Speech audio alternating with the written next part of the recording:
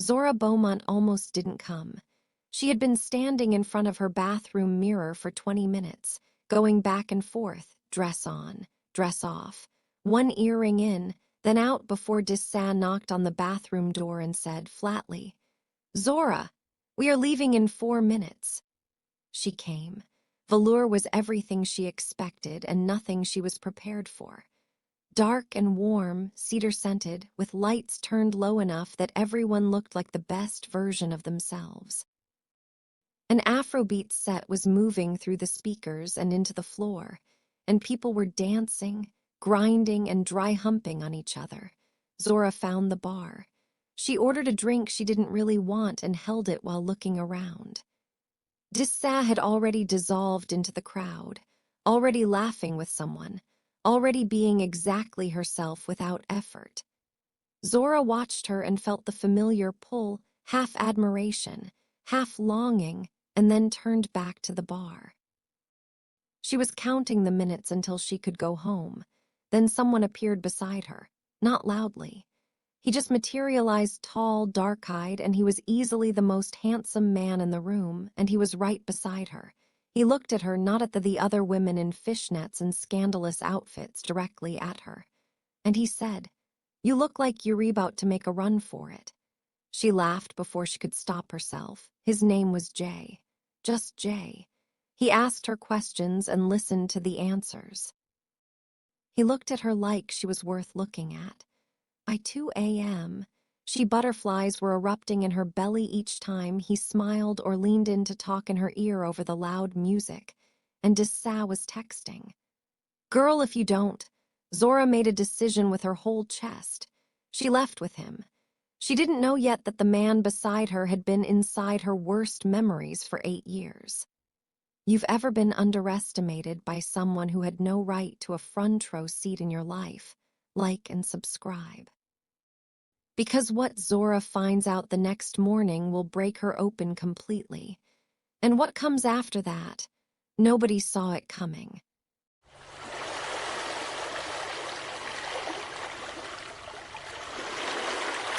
Chapter 2. The hotel was only 6 blocks from Velour. Zora walked beside Jay in the Atlanta night air. And for once in her adult life, she wasn't running a damage assessment on herself. She wasn't asking, "Why would he want you?" Or, "What happens when he really looks at you?" She was just walking, her heart beating wildly in her chest. She knew what was about to happen. How wouldn't she know with all the flirtatious comments and intense eye contacts they had exchanged in the last 4 hours? It was so unfamiliar it almost frightened her. She had spent 23 years learning to disappear in plain sight. Not dramatically. She hadn't run away or gone silent or made herself invisible. She had simply learned, very early and very thoroughly, that the safest version of herself was the smallest one. It started in her mother's kitchen. Claudette Beaumont was not a cruel woman. That's what made it so hard. She was a church-going, Sunday-cooking, genuinely loves her children kind of mother. And she had spent Zora's entire childhood watching her eldest daughter's plate with an expression that said, "I'm worried about you," when what it communicated was, "You are too big. Baby, push away from that plate. Men don't want all that tummy rolls." She said it like she was passing down wisdom, like she was doing Zora a favor. Zora was 9 years old the first time she heard it, and she nodded and moved her fork away and felt something go quiet inside her that hadn't been quiet before. Her sister Priya never heard it. Priya had what the aunts called good genes. Slim and bright-eyed, praised at every holiday table, held up without ever knowing she was being used as a comparison. Priya wasn't cruel about it. She just didn't notice. Children who aren't being compared rarely do. Zora noticed everything. By middle school, she had developed a talent for reading rooms, who was watching her, who was whispering, where the exits were. She walked into spaces already braced. She dressed to reduce commentary rather than to express anything. She ate what she wanted when she was alone and performed restraint in public. and she was 11 years old, and she already understood that her body was considered a problem that belonged to other people. Then came Westbrook High and Hyun-Yi Woo. He arrived sophomore year from Charlotte's tech community. His father had relocated the family for business, and he came with cheekbones and a leather jacket and the easy, unbothered confidence of someone who had never once felt like an intruder. He was funny, magnetic. People hovered around him without being asked. Zora noticed him. He was very handsome, but she didn't dare dream that he would ever look her way. But he did, not just in the way she would have wanted. He saw her on a Tuesday in October. They were in the cafeteria. Zora was walking to her usual table, the one near the window at the back, away from the main crowd, and Hyun-Yi was holding court 2 tables over, and as she passed he said it, loud enough for his table but soft enough to seem casual. "Zora the Bora," the table laughed. Zora's face went red. She wanted the ground to open up and swallow her, but she kept walking. She sat down and opened her lunch and took 1 breath, then 2, and she did not cry because crying in front of them was the one thing she refused to give him. But it didn't stop. He was never violent, never obscene. He operated in the register of plausible deniability, the kind of cruelty that, if you reported it, would be met with, "It was just a joke," and a room full of people who agreed. He'd pass her locker and moo under his breath, just loud enough. He'd choose the desk beside her in group projects, and then perform shock when asked to pair with her, exaggerated, theatrical, always with an audience. The worst was the presentation, junior year, AP Biology. She was assigned to present with 3 others, and Hyun-Yi was in the audience, and 2 minutes into her section he shifted in his seat and said, in a stage whisper to the boy beside him, "Is that chair going to hold?" The class erupted.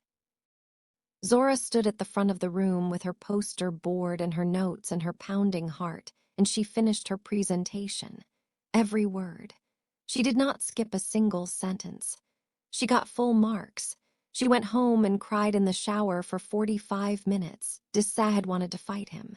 Literally, "I will fight that boy, Zora, say the word." But Dissa fighting him would have made it worse, would have made Zora the girl who needed rescuing, which was its own kind of humiliation. Tamaz was different. Tamaz Whitfield, quiet, bookish, the 3rd point of their small triangle, sat with her in the library the afternoon after the presentation and didn't say anything for a long time. He just held her hand over a chemistry textbook and let her be sad without trying to fix it. That small act of witness was more than most people ever gave her. She survived by compartmentalizing. She filed Hyun-Yi Woo away in the deepest part of herself and graduated and moved to Atlanta for college and told herself she was starting over. Atlanta helped. Mostly, she built a life real and good in its way. A UX design career she was genuinely proud of. An apartment with a bay window she loved. A vinyl collection. Dissa, who had followed her south and remained her most constant person. Small joys, carefully tended. What she couldn't build was closeness. Every man who got near her tripped something, an old, deep alarm that said, "Wait, don't. They'll see you and then you'll be the joke again." She'd pull back before anything could develop.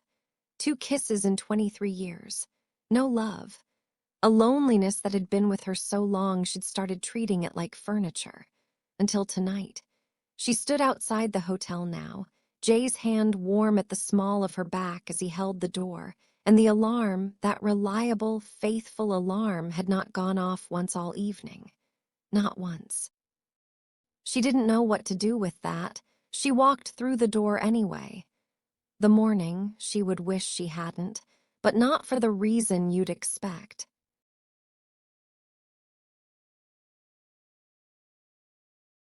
Chapter 3, she woke up before he did. The room was gold, that early morning gold that comes through hotel curtains and makes everything look softened. Jay was still asleep beside her, one arm loose at his side, breathing slow and even.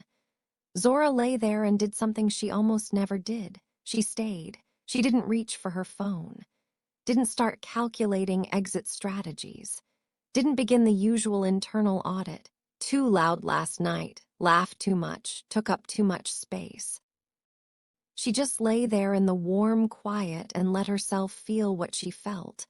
And what she felt was good, more than good.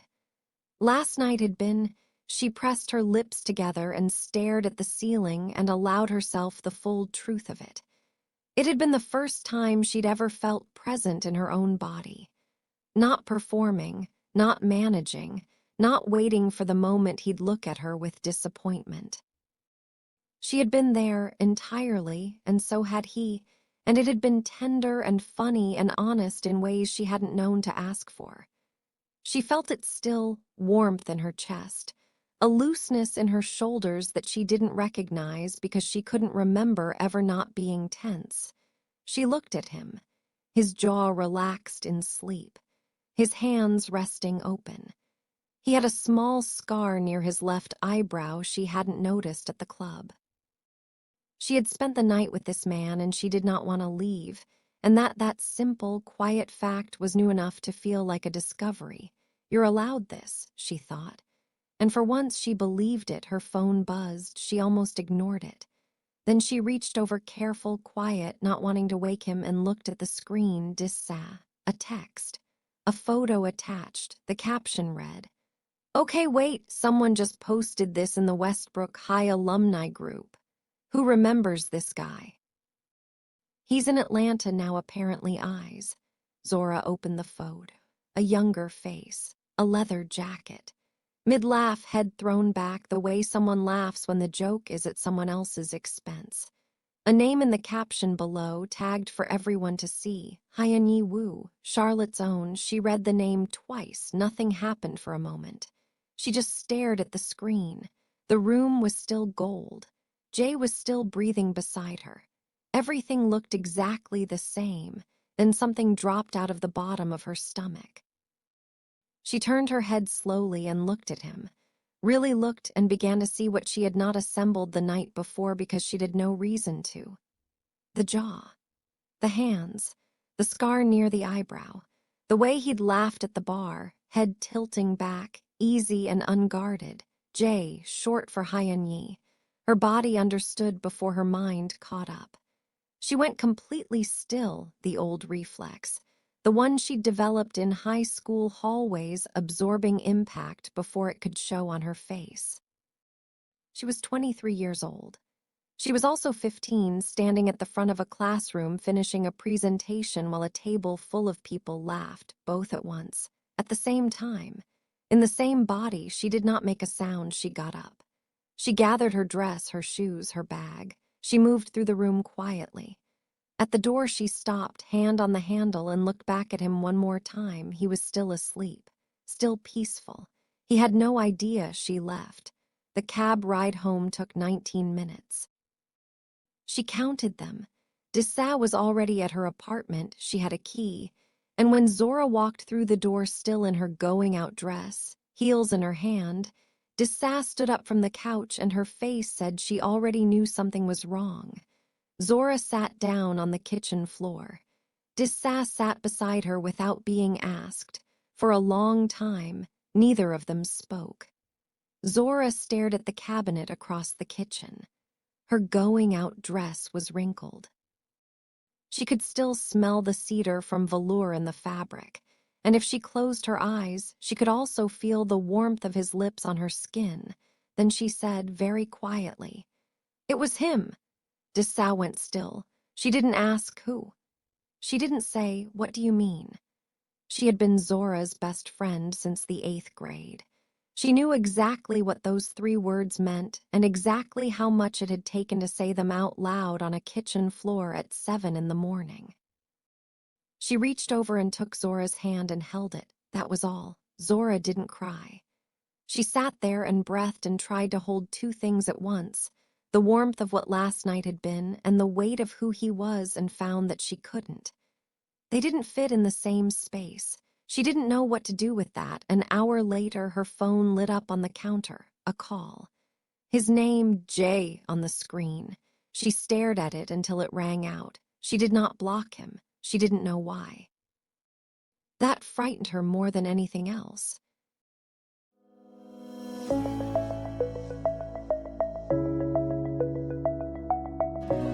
Chapter 4, he called again that evening. She watched the phone from across. It rang 6 times. Stopped. A minute later, a text appeared. Hey, I don't know what happened this morning. Just want to make sure you're okay. She read it 4 times. Put the phone face down on the coffee table. Went to bed. That was day 1. Day 2, she went to work. She was a UX designer at a mid-sized tech firm in Midtown, and her job required her to be precise and calm and focused on other people's problems, which suited her fine for the next 8 hours. She presented wireframes in a team meeting. She gave feedback on a prototype.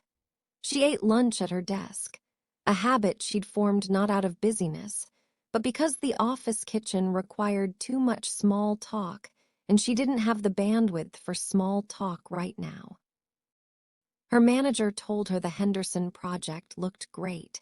She said thank you and meant none of it, because her mind kept circling back to the same thing. He had been Jay at the bar. Just Jay, warm and attentive and sweet. And she had chosen him with full trust, full willingness, full openness. The first time she had ever done that, and the person she'd chosen was Hyun-Yi Woo. That kept arriving at her, over and over in the middle of meetings and on her walk to the train and in the shower at night. That kept arriving at her. Dissa called on day 3. You need to talk to him. Don't need to do anything. Zora. Dissa, I'm not ready. I'm not saying forgive him. I'm not saying anything about what happened in high school. I'm saying you cannot let him think last night meant nothing because it didn't mean nothing, and he deserves to know why you left, even if he doesn't deserve much else. Was quiet for a long time. Then, what if I face him and it doesn't help? What if I say everything and I still feel this way? Dissa's voice went gentle. Then at least it's out of you, and it stops living in your chest. Didn't answer. But she didn't hang up either. Day 4, she texted him. Coffee tomorrow, 10 a.m. Perk and grind on Peachtree. His response came in 40 seconds.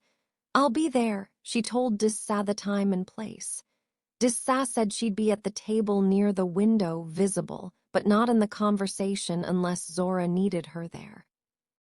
In case Bings went south, Zora said. Don't say anything, no matter what, Dissa said. I won't say a word. Then to him. Arrived first, she had half expected him to be late or to look unbothered or to greet her with the easy social grace he'd walked into Velour with. Instead, he was sitting at the table when she walked in, hands wrapped around a coffee cup, and he looked like someone who had not slept well in 4 days. Good, she thought, and then felt tired for thinking it. She sat down across from him, didn't order anything. Put her bag on the chair beside her. He opened his mouth, she said. Don't, let me go first. Closed it. She looked at him directly, without flinching, something she had never once allowed herself to do in high school, and she began. She told him about the nickname. Zora the Bora, the cafeteria. The exact Tuesday in October, the way the table sounded when it laughed. She told him about the locker, the moo, 4 years of something so casual and so sustained that it had restructured the way she moved through the world. She told him about the presentation, the chair, the audience, standing at the front and finishing every single word while her body burned with humiliation. She didn't scream. Her voice didn't shake. She sat across from the man who had done all of it, and she named it, all of it. She told him what it did to her after. Every man she walked away from. Every mirror she avoided. The alarm system she'd built inside herself that went off every time someone got close. That was you, she said. That alarm was built out of you. The coffee shop was not quiet. There were other people, other conversations, a machine steaming milk somewhere behind the counter. But between them there was complete silence. Hyeonye's jaw was tight. His eyes were red at the edges. He did not look away from her. He said, "You deserved none of it." I was a coward performing for people who weren't worth it, and I aimed it at the person least likely to crumble. A pause. "You never crumbled, I never forgot that." She stared at him. She had walked in here wanting his guilt, his shame, something to confirm that he was exactly who she'd filed away in the deepest vault of herself, small, cruel, unchanged. He had given her something she didn't know what to do with instead, something that almost made sense. She hated him for that. She picked up her bag and walked out. And the worst part, the part that would keep her awake that night, was that she wasn't sure she was done with the conversation.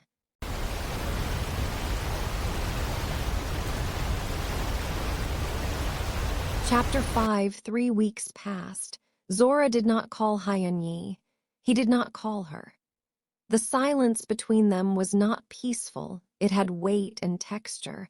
But she had decided, somewhere around day 5, that she was done letting him take up space in her head that she hadn't offered him.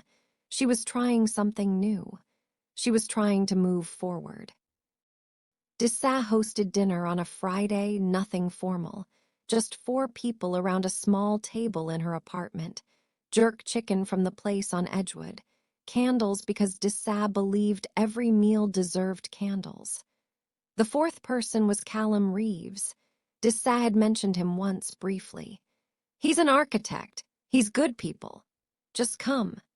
Zora came. Callum was tall, dark-skinned, with warm eyes and an unhurried way of speaking that made everything he said feel considered. He brought wine, not because anyone asked, just because he'd thought to. He asked Zora what she did about 20 minutes in, and when she explained UX design, the user research, the wireframing, the way she thought about how people moved through digital spaces, he leaned forward slightly and said, "So you're basically trying to make people feel less lost." She blinked. "Yeah, that's exactly it." Nodded like she'd confirmed something he'd already suspected. By the end of the evening, she had laughed more than she had in 3 weeks. He walked her to her car like a gentleman and said he'd like to see her again if she was open to it. She said she was open to it, and she was open to it. The following Saturday, he showed up at her door with sunflowers and said he'd heard there was a farmer's market on Ponce he'd been meaning to try.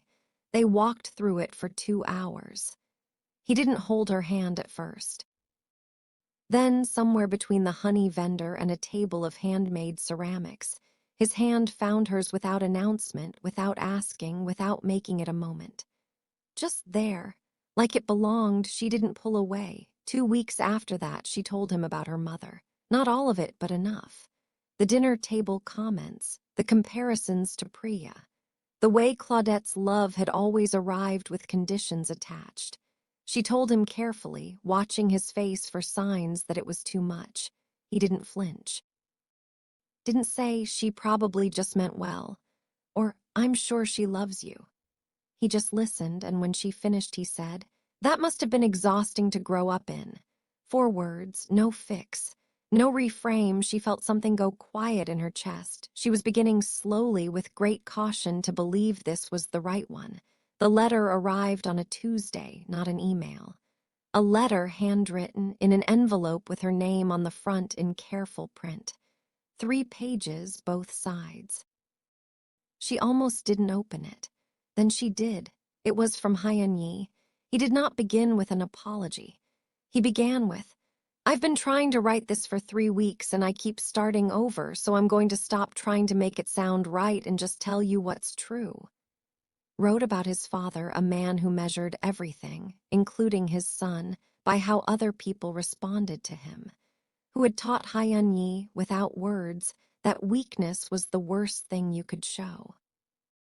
that the safest position in any room was the one with social power, and social power meant making others smaller before they could make you small first.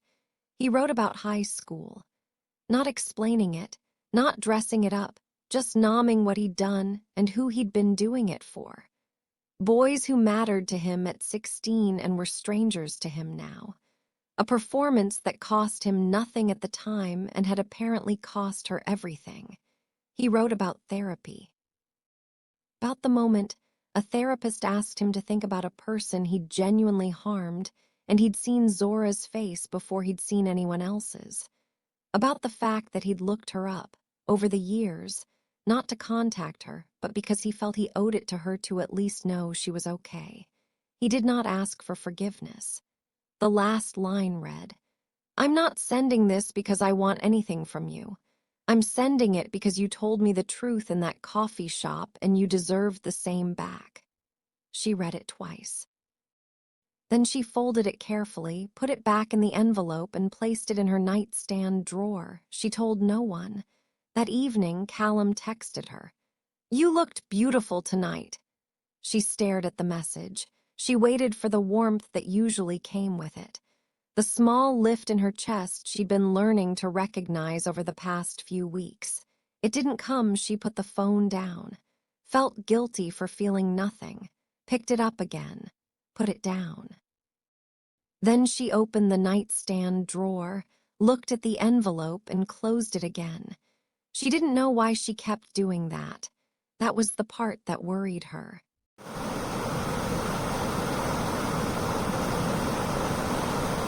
Chapter 6. It happened in the same week, both of them. As if the universe had decided she'd had enough peace and was correcting the balance, Priya called on a Wednesday afternoon. Not to warn her, Priya never warned, Priya reported. "Mama saw his name on your phone when you left it on the counter at Easter. Hyanyi." She looked it up. A pause. "She called Aunt Renee." Zora closed her eyes. Aunt Renee calling meant a family position had been established. It meant by Thursday, everyone would have an opinion, and by Sunday someone would bring it up at dinner, and the conversation would be about her the way conversations in her family were always about her, concerned on the surface, critical underneath. She was right. Her mother called Friday evening. Claudette did not raise her voice. She never needed to. Her power was precision, the ability to find the exact sentence that would do the most damage and deliver it in a tone that sounded like love. "I heard you've been talking to a Korean boy from high school, the one who gave you a hard time." "We had one conversation, Mama." Zora. A pause. "Only a girl with no self-respect goes back to a man who treated her like that." Stood in her kitchen and held the phone and did not speak. "Just saying, you have Callum. A good man who actually sees you. Why are you holding on to someone who made your life miserable?" "I'm not holding on to him." "Then why do you have his name in your phone?" There was no answer to that question that Claudette would accept. Zora knew that. She had always known that. The conversation was never really a conversation, it was a verdict, delivered in the form of a question. She said, "I have to go, Mama," and ended the call. She stood in the kitchen for a long time. Then she sat down at the table and she let herself feel the full weight of what her mother had just said, not the words exactly, but the pattern beneath them.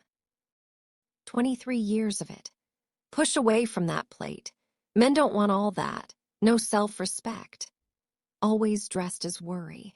Always leaving Zora smaller than she'd been before the phone rang. And the real thing, was that Claudette had spent 23 years treating her daughter with the same carelessness she was now criticizing Hyanyi for. The irony sat in the room, enormous and unspoken, the way it always had. This time, Zora didn't go cry in the bathroom.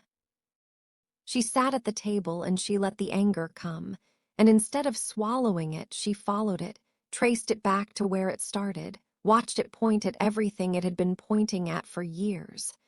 Her mother's voice, her aunt's chorus, The Thanksgiving tables and the Easter dinners and the cousin comparisons and the portion monitoring. All of it. It had been the foundation of her self-destruction all along. She wasn't healed. She wasn't done. But she was done being demolished without noticing it. Dissat texted Sunday night. "Can I come over? I need to show you something." She came with her phone and a look on her face that Zora recognized, the look Dissat wore when she had information she didn't want to have.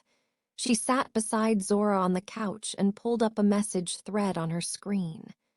A conversation between Callum and a mutual friend, Marcus, someone both of them knew from the design community. Zora read it. Callum had been describing their relationship to Marcus for weeks, and Marcus had sent the screenshots to Dissat. "She's not what most guys would go for, you know. Months ago, I wouldn't too. I guess I just want to try something new." Later. "Honestly, this whole thing has been like an experiment for me. Being with someone with low self-esteem. Even the barest minimum would feel like the whole world." Zora read it twice. Then she put the phone down on the coffee table and sat back. Dissat was watching her carefully.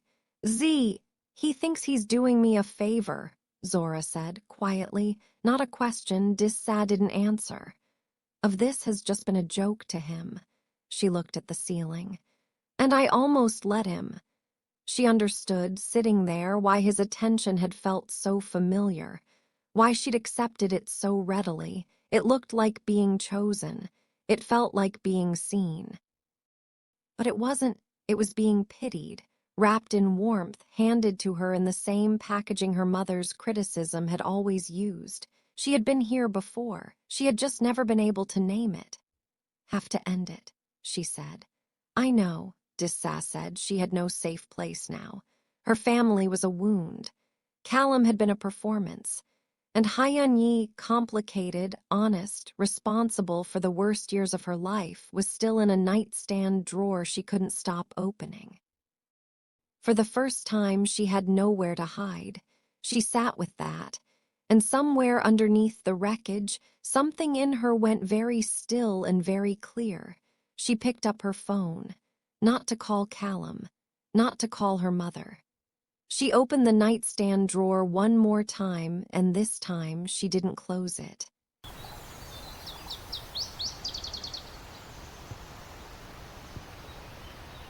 Chapter 7. She met Callum at the coffee shop on Tuesday, not perk and grind, somewhere neutral. She got there first, ordered water, and sat with her hands flat on the table. Not fidgeting, not rehearsing. She had already said everything she needed to say inside her own head, and she was done practicing. He walked in smiling. That almost made it harder. He looked like he was genuinely glad to see her.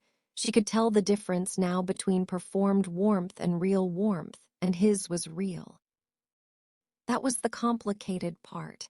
He wasn't a bad man. He had not set out to reduce her.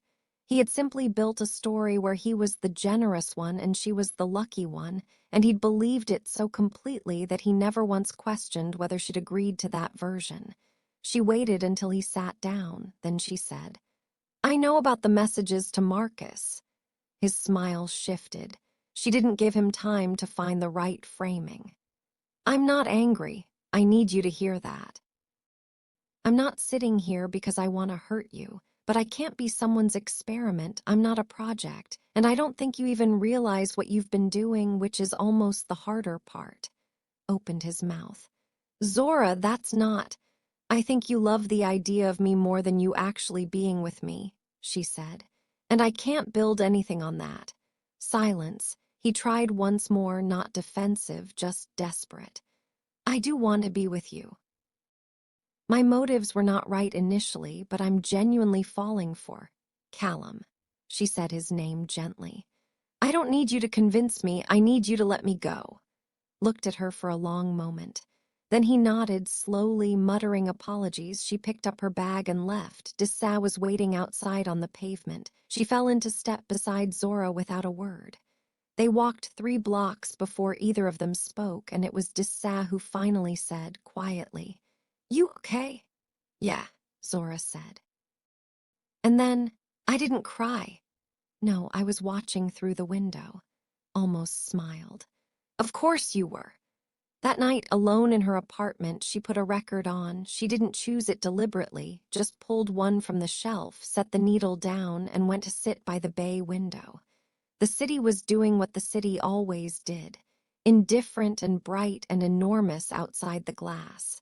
She tucked her feet under her and listened to the music and let her mind go where it needed to go.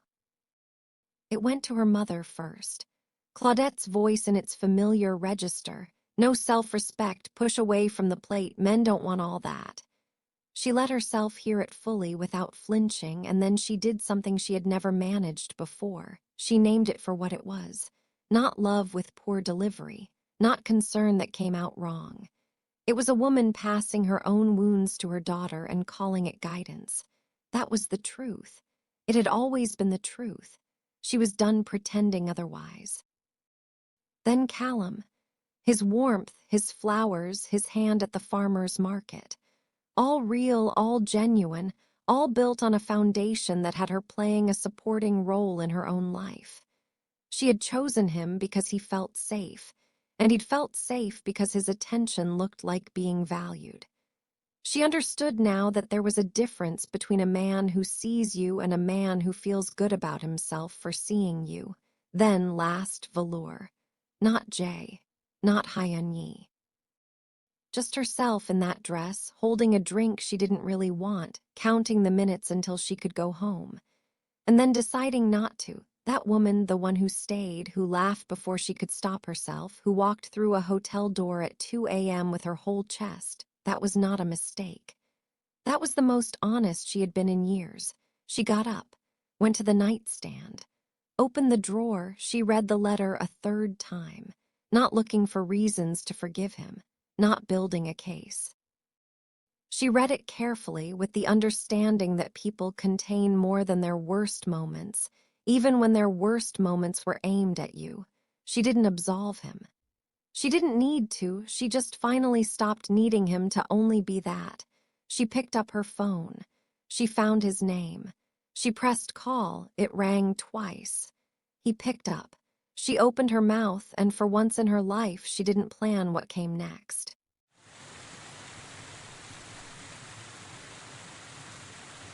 Chapter 8, It's Zora, she said, as if he wouldn't know, a pause, not long, just enough to tell her he was being careful with this. I know, he said. Hi, just hi, no rush to fill the space. She had expected him to say more, and the fact that he didn't made her breathe a little easier. "Wanna talk?" she said.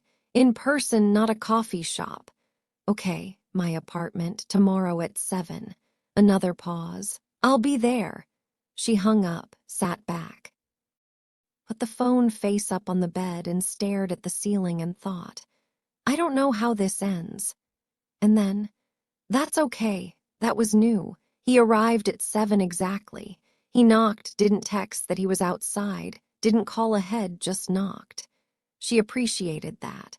She opened the door and he was standing in the hallway in a dark jacket, hands at his sides, and he looked the way he'd looked at the coffee shop, like a man who had been honest with himself about what he deserved and had stopped expecting more. "In," she said. He came in. He looked at her apartment, the bay window, the record shelf, the small, careful life she'd built, and he didn't comment on it. He sat where she gestured and he waited. She sat across from him. She had not rehearsed this. She had made a decision not to, because every time she'd rehearsed things in her life, she'd ended up managing the other person's feelings instead of telling her own truth. So she just opened her mouth and let it come. "Not calling you because I've forgiven you completely," she said. "I want you to know that. Forgiveness isn't a switch I can flip. What you did in high school is still in me. It changed how I moved through the world for 8 years, and I can't hand that back to you just because you've grown up." Nodded. He didn't interrupt. "And I'm not calling because of velour. That night it was real. But I'm not here because of one night." She looked at him, directly. The way she'd looked at him in the coffee shop, the way she'd refused to look at him in high school because looking at him had always meant bracing for impact. I'm done making decisions from that place in me that's waiting to be humiliated. I've been doing it my whole life, leaving before anyone could make me leave, choosing safe over true, never staying long enough to find out what happens if someone actually knows me and stays anyway. She paused. I called you because I'm done with that, not because you earned it. Because I decided to stop running and you happened to be the thing I was running from. Was very still, she said. I'm not starting over with you, I'm not pretending the past didn't happen, but I'm also not letting it be the last thing that defines me. The room was quiet, then Hyani said, That's more than I deserve. Yes, she said, it is. Looked at her not with relief, not with gratitude, but with something more honest than either. Can I say something? He asked. Yes. Didn't reach across the table. He didn't move toward her at all.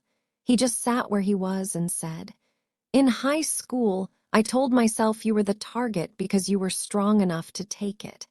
That's what I said in my head. Like I was doing you a favor by choosing you because you wouldn't break. He stopped. I've been in therapy long enough to know that was a lie I told myself so I didn't have to feel what I was actually doing. The truth is I chose you because you were the least likely to fight back in a way that cost me anything. And that's a much harder thing to say. The room held it. Father, he continued, ran his whole life on approval. Everything was about how we looked to other people. I absorbed that before I had words for it. That doesn't excuse it. It just explains who I was at 16. He paused. I spent a long time becoming someone I could stand to be. I don't know if that matters to you. But it's true.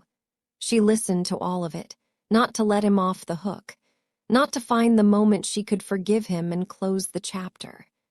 She listened because for the first time, she was genuinely curious about him, not the boy who had wounded her, but the person sitting across from her now, who had looked at his worst self honestly enough to describe it without softening. That was not nothing. They sat together for another hour, not kissing, not declaring anything. Just talking, really talking, with the past on the table between them and neither of them pretending it wasn't there. When he left, she stood at the door and he said, Thank you for calling, she said. Thank you for coming. She closed the door, put her back against it. Breathed, she had stayed in the room, and nothing bad had happened. And tomorrow, whatever tomorrow looked like, she would face it as the version of herself who had finally, fully refused to disappear. That was enough. For tonight, that was everything.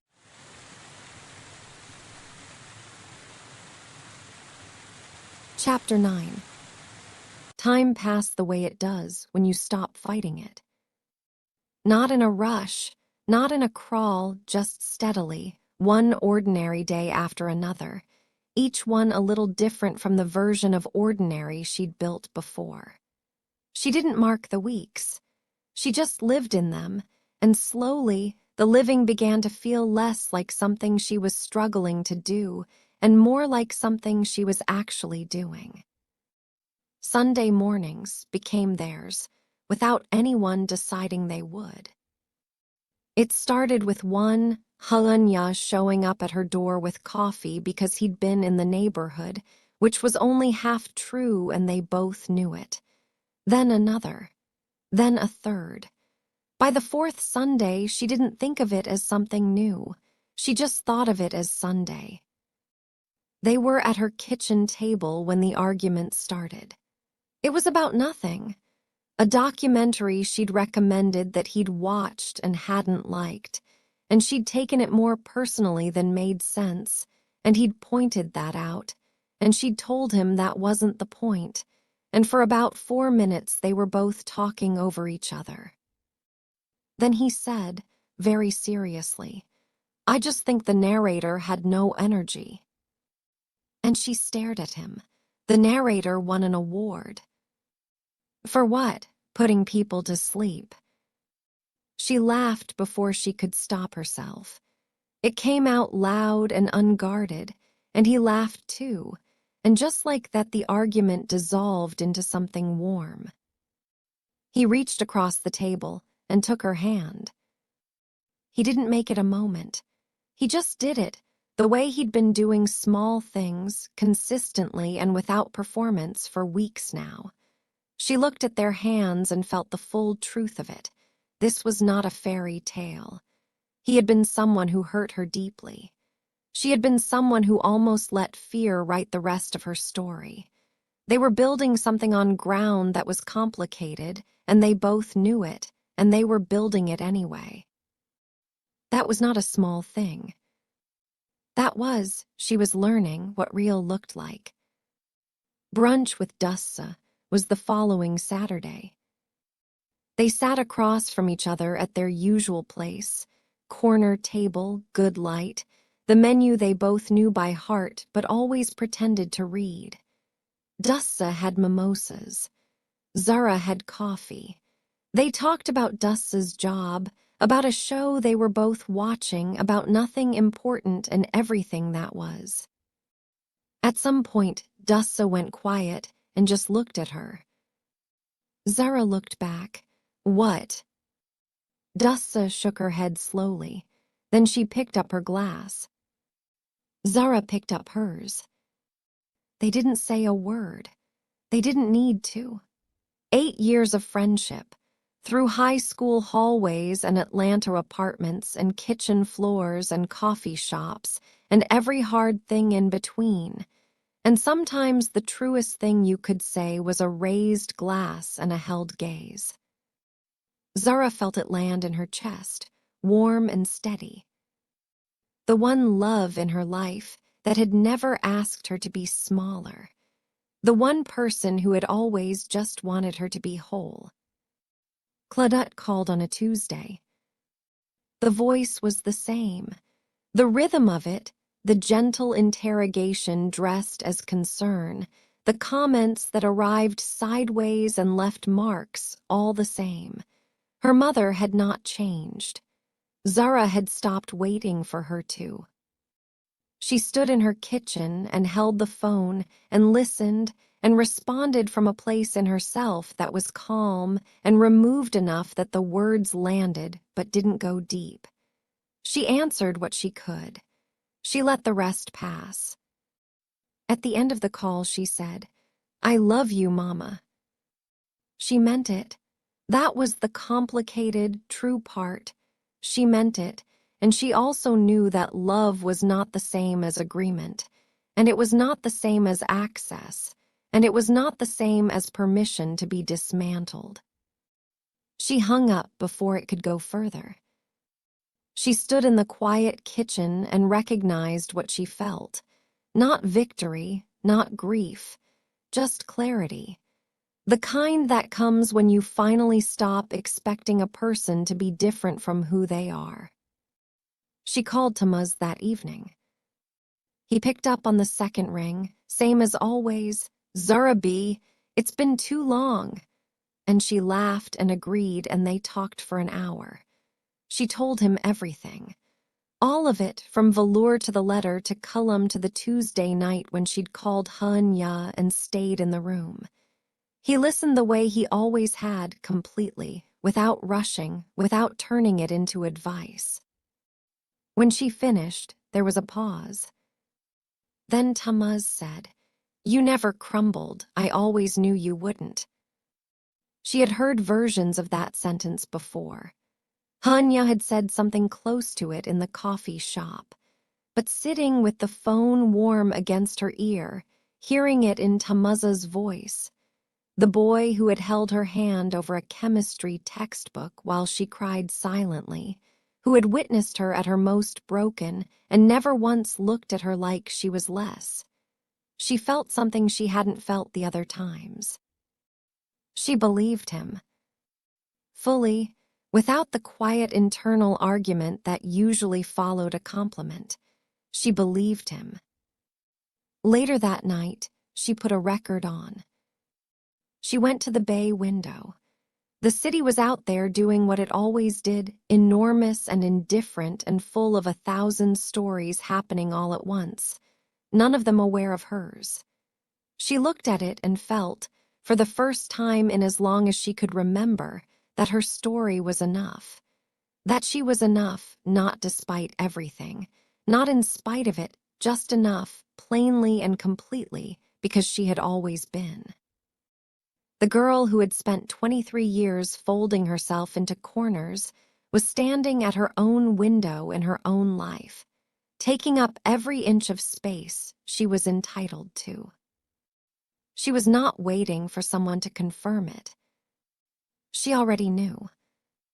The girl who learned to shrink herself finally decided she would rather be too much than never enough. And that, not the man, not the forgiveness, not the romance, that was the love story that mattered most. Thank you so much for watching all the way to the end. That means everything.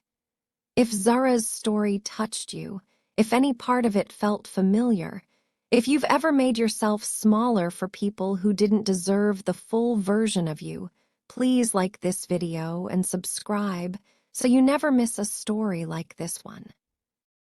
And I want to ask you something, and I really want you to answer this in the comments. What was the moment in your life when you finally stopped shrinking for someone who never deserved that power over you? Tell me. I read every single one. The next story is coming, and trust me, you are not ready for it.